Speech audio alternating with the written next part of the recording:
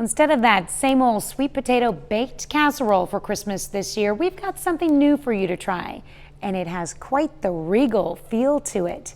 Howard shows us how to make caramelized sweet potato crowns in the Mr. Food Test Kitchen. For as long as I can remember, every holiday meal that I've been to always includes sweet potatoes finished off with some kind of gooey topping.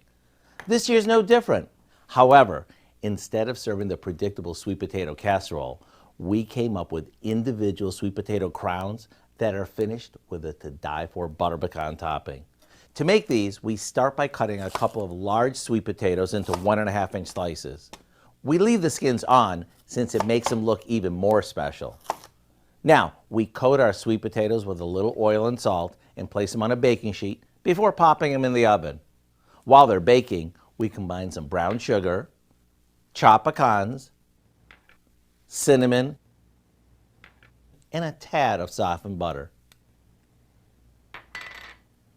Once our sweet potatoes are fork tender, we top each one with a spoonful of our butter pecan topping, and back into the oven they go. We can even prep these early in the day and bake them off right before dinner. Serve these with your usual holiday favorites and watch everyone's face light up. It's a new twist on a longtime favorite that is guaranteed to get everyone excited. To get the recipe for our caramelized sweet potato crowns, simply visit our website.